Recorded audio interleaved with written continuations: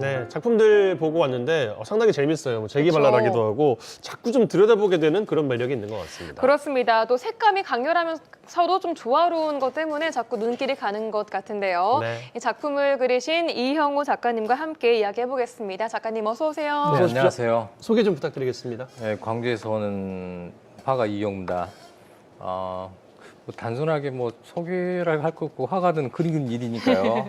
근데 그것을 직업으로 이제 생계를 유지하고 어떤 살아가는 어떤 화가여서 전업 작가라 하더라고요. 그래서 저는 전업 작가로 활동하고 있습니다. 지금. 네, 전시 주제가 낯선 희망입니다. 조합이 참 생소한 단어 두 가지예요. 어떤 의미를 담으셨나요? 낯설다라는 말이 제가 언뜻 그 이제 갤러리 대표님하고 이야기할 때 주제를 어떻게 잡을래라고 물어보니까 네. 그 순간이었어요. 낯선 거. 생소하고 처녀성도 있고 처음 보고 그런 의미를 갖고 제가 그 도성마을 처음 갔으니까요. 그때 보고 낯섦을 붙였고 희망이란 것은 여기에도 꽃은 피겠다라는 생각이 들었어요. 그래서 내가 희망을 던졌거든요. 네. 그리고 그때 탄생한 그 네, 주제예요. 맞습니다. 그렇군요.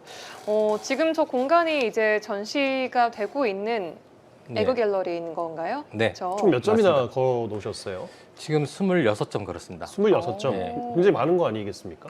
많죠. 네. 공간에 비해서 좀 아기자기해요. 방이 있어가지고 다른 미술 갤러리와 달리 좀 그래서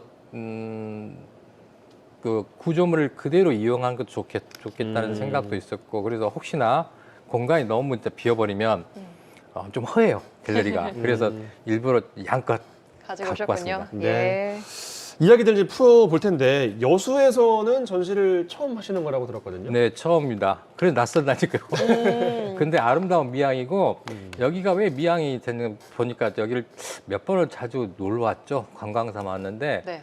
다른 어항에 달리 이제 곡선이 이뻐요. 뭐. 오동도로에서 이게 그 흐르는 선들이 이뻤고 그리고 또 요즘은 고흥하고 연계된 연륙교가 생기면서 네. 더 아름다워진 고향 같은 느낌. 그리고 요즘 들어서 어떤 여기 지역에 투자가 많더라고요, 예술을 위해서. 그래서 볼거리도 많고 네. 그래서 좋았습니다. 네. 알겠습니다. 작가님 작품을 가만히 보고 있으면은 좀 재미있는 것들이 많아요. 일단 동화적이라고 보이기도 하고요. 또 뭔가 위트와 해악 같은 것도 느껴지고요. 사람과 동물의 그 캐릭터가 굉장히 또 재밌게 맞아요. 느껴지거든요. 무겁지 않게 다가갈 수 네. 있는 것 같아요. 매일 드로잉을 하고 하지만 실은 그 상상은 재미있는 꾀? 일종의 꾀를 부린다. 혹은 재밌는 상상을 해요. 항상 그것을 여러분 조그만 스케치북에다 그려서 다시 옮겨버리고 그래서 그림이 원화가 되고. 근데 그 상상은 누구도 모르잖아요. 그럼요. 그림은 이제 바깥에 표출되고 상상은 누구도 모르는데 즐거운 상상을 하는 거예요, 매같이. 그러니까 제가 많이 웃는 편이에요, 항상. 맨날 그러니까 좀 어린아이들처럼 해구장해장 웃는 희지기지 웃는 것이 생활이 됐거든요. 네. 근데 그래서 그걸 그대로 나를 닮지 않는 닮아도 좋은데 게 나를 닮지 않은 생소한 낯선 그림을 그리고 싶다는 생각이 들었어요. 삐뚤삐뚤하고 어린아이가 그린 것처럼. 근데 마냥 웃을 수만은 없는 또 주제를 갖고 있다는 거 아니겠어요? 그게 바로 허구예요. 네. 인간의 허구성. 뭐 그런 거 가지고 이런 작품도 저기 뭐야 수신호는 어렵다라는 말을 했어요. 꼬마는 알 수가 없어요 수신호를. 네. 노를 경찰의 가르쳐요. 수신호를 네. 그러니까 문제가 이제 애가 성장한 다음에 그게 무슨 이야기인지 알고 수화를 보는 것처럼 우리가 어른들이 어렵잖아요. 그러니까 언어가 통하지 않는 미술은 조용히 어르기 때문에요. 오늘 그렇게 많이 이것은 여행이라는 제목을 했는데 실은 여행을 못 떠나요. 코로나 때문에. 그때 상상이 오른 거예요. 그러니까 좀 이해 빠르시죠? 네. 근데 굉장히 추상화 같기도 하고 해석을 들으면 조금 더 많이 와닿는 것 같아요. 그림들이 그러게요. 확실히. 나라면 어땠을까? 네. 그런 생각. 그렇군요. 패러디 작품도 있다고 들었는데 그 이야기 좀 해주시면 좋겠습니다. 패러디는 많이는 하진 않고요. 패러디는 그 많은 작가들이 그 패러디했던 작품이 하나가 모나리자였어요. 네. 600년 됐죠. 달리는 뭐 수염을 그려본다든지 그 조롱하듯이 했거든요. 근데 제가 최후 만찬을 가지고 최후 구라라고 근데 좀 해서 조크라고 농담이에요. 아, 최후의 진실을 말하지 않고 스승한테 좀 뭐랄까 아첨하다는 느낌 말이 있었어요. 네. 그런 것이 많았고 자세히 어떤 작품 속에 나오는 등장인물을 설명하자면 시간을 많이 잡아보니까 놔두더라도 저는 이 최후 만찬이 너무 재밌는 이야기예요. 인간 사회 얼마나 생각이 다 12명이 다를까 그런 생각을 했던 거예요. 네, 아, 너무 재밌는데요. 그래요? 이제 제가 할 때는 고민도 많았고 시간도 많이 걸렸고요. 좀 밑에 있는 강아지를 잘 보세요. 세상 이야기예요.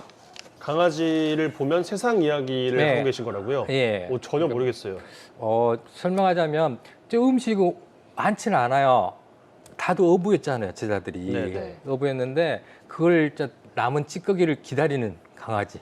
아, 떨어지는 음식을 예, 기다리는 강아지였어요. 그러니까 중심은 아마 강아지는 이게 결과물을 이야기하는 거죠, 실은. 이 작품은 뭘 표현하신 겁니까? 이것은 그냥 제목이 자유롭게 뭐예요? 그랬어요. 미인은 열어도 괜찮아. 제목이 괜찮아. 뭐예요? 미인도예요? 예, 미인도라는데 미인은 근데 우리 아닌 것 같은데. 너무나 있잖아. 네. 우리가 짜임새 있게 어떤 균형과 비례에 맞춰서 어떤 생김새보다는 미인은 이렇게 하더라도 그 나름대로 매력이 있어. 그런 걸 상상했던 거죠. 기준은 다 다르다. 네, 그렇죠. 자유로운 미인의 얼굴이고 하나 더 보겠습니다. 이거는 황소 같네요. 황소인데 조금 뭐랄까 털이 빠져버린 황소. 네. 뭐 황소의 이미지는 대부분 노동을 말하잖아요. 네. 그래서 노동하면 지치니까 노동의 신성함. 그리고 나는 순수해. 뭐랄까 허세를 부리지 않는 인간의 모습은 황소한테 배운 황소처럼 사는 거. 그래서 조금 울퉁불퉁하게 재밌게 그렸어요, 이것. 근데 표정은 네. 황소가 왜 저렇게 표정을 짓고 있는 거예요? 이것도 의도하신 건가요? 눈치 보는 거죠. 눈치 보는 거예요.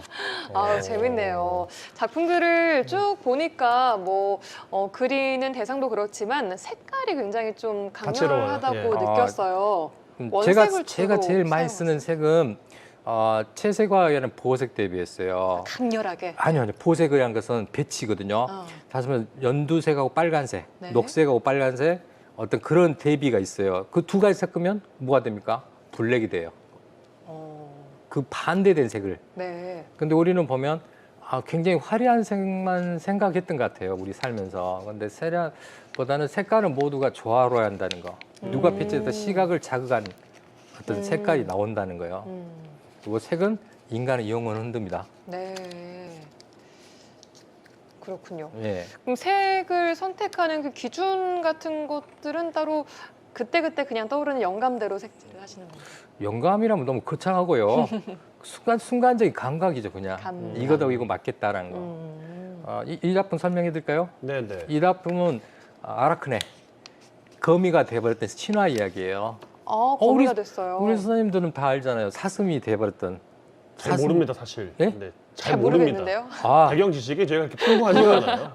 아르테미스의 벌을 받잖아요. 저주를 받아서 사슴이 됐던 거.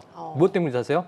그 요정들하고 9명 요정들하고 같이 있는 거 목욕하는 걸 숲속에서 봤기 때문에 머리에 뿔나고. 어렴풋이 들어봤던 것 같기도 하고요. 우리가 이야기보다는 이 색감에 대한 이야기를 조금 더 나눴으면 좋겠는데. 그랬어요. 그러니까 그 화려한 색감은 이제 그때그때 생각나는 대로 하는 거라고 하셨지만 네. 이 작품 같은 경우는 보면 또 검정색, 여기는 또 갈색 이런 것들이 또 사용이 되거든요. 배치인데 제가 이제 외남들 말씀한 대부분 그림을 끝낼 때 네. 마지막 포인트는 화이트와 블랙이에요. 그런 대비를 주면서 그림을 이제 여기서 막을 내린다. 하는 것을 갖고 했죠. 알겠습니다. 네. 광주에 작업실을 두고 계신데 네. 작업량이 보니까 저희가 보여드린 작품만 해도 엄청 많아요. 수십 가지는 되는 것 같은데. 밥 먹고 하는 게 그거밖에 없으니까요. 그게 직업화가예요. 네. 근데 다작화가 그러니까 전업 작가들 중에서도 아. 신중하게 하나를 하는데 뭐 많게는 뭐 몇 년이 걸렸다는 분도 저희가 인터뷰를 해봤고 많이 만들어내시는 분도 뭐 다작 작가라고 네, 이야기를 네. 편하게 하잖아요. 근데 저 같은 경우는 딱 끝나면 이것은 이제 내 눈에 사라진 버림받은 그림. 무슨 말씀하시냐면 새로운 걸 또 찾아가고 또 새로운 걸 찾는데 제가 아까 드로잉 한다고 했잖아요. 네. 드로잉 하면 수만 가지 하루에 3-4개씩 나와요. 그러면 그 중에서 보고 바로 작업 들어가고 뭘 그릴까 어떤 고민하지 않고 다른 작가들 잘 모르겠어요. 그냥 작업하는데 모르겠는데 네. 별로 그냥 중처럼 사니까 화실에서 밖에 안 나가고 사니까 그림이 할 것이 없어요. 노는 것도 그림 그리고 그게 생활이 돼버렸던 거죠. 그래도 빨리빨리 그리시는 편인 것 같아요. 예, 빠릅니다. 어. 왜 그러냐면 제가 수전증이 있거든요. 알겠습니다. 네, 덕분에 전시도 부지런히 해 오셨습니다. 올해 계획은 또 어떠세요? 올해요? 네. 올해는 7월에 이제 이미 일정이 잡혀 있습니다. 7월 초복부터 중복을 지나서 23일까지 해서 양림미술관에서 초대전이 하나 있고요. 광주, 네. 기획전이 하나 있고 올해 이제 10월 말 정도에서 또 광주에서 전시가 또 있습니다. 개인전이. 실은 선생님 오늘 갖고 온 것은 제가 3분의 1만 갖고 왔어요. 이거요. 그러니까 전시할 수 있는 3분의 1. 그 정도 갖고 왔으니까 지금 여유분 있는데 아마 새로운 그림 해가지고 사람들 또 즐겁게 해주고 싶어요. 네. 광주로 가시면 더 많은 작품들도 만나볼 수가 있을 것 같습니다. 오늘 또 귀한 걸음, 먼 걸음 해주셔서 감사드리겠고요. 낯선 희망 많은 분들도 관심 가져보셨으면 좋겠네요. 나와주셔서 고맙습니다. 네, 고맙습니다. 감사합니다.